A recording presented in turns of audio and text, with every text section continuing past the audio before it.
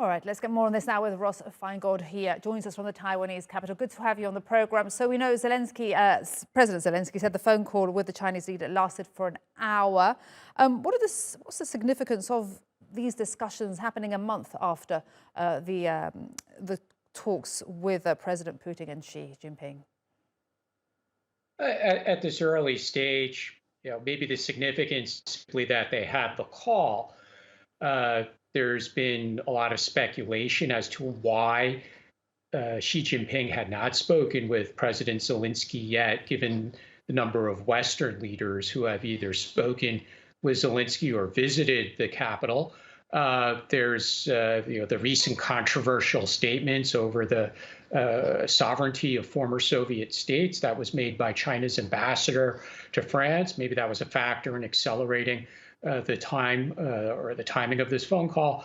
And then there's the interesting aspect, which is the times when some of the Western countries, including the United States, have called on China to play this role. And then at other times, they're very critical of China's support for Russia, warning China not to provide lethal assistance to the Russian military.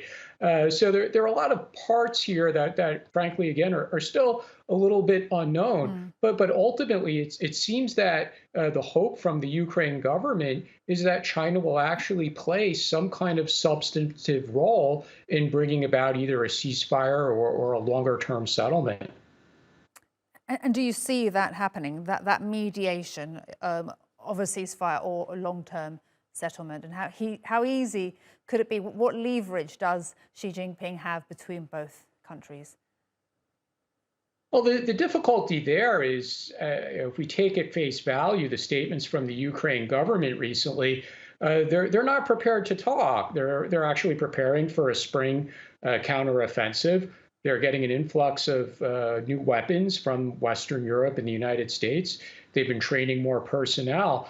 They seem to think momentum is on their side. So maybe their strategy is to have this kind of engagement with China and welcome China to play a role, but that doesn't necessarily mean that face-to-face or talks with a mediator such as China present are actually going to happen anytime soon. So it might just be about strategizing for the future.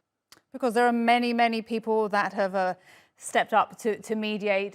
Turkey, where we are here, even recently, we heard of Lula da Silva wanting to play that role. Are we any closer as now, 40 months into this war? Well, unfortunately, all the potential mediators, middlemen, haven't played the role yet. Whether early on in the war, there was talk about Israel. Frankly, it seems like the United Nations Secretary General has been absent.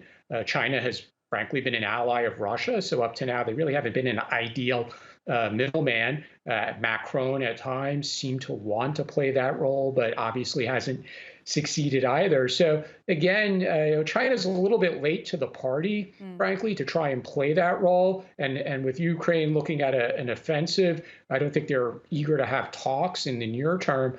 So it's probably more a wait and see. But one thing to definitely watch will be, you played the statement from the Chinese government where they said they're going to dispatch representatives.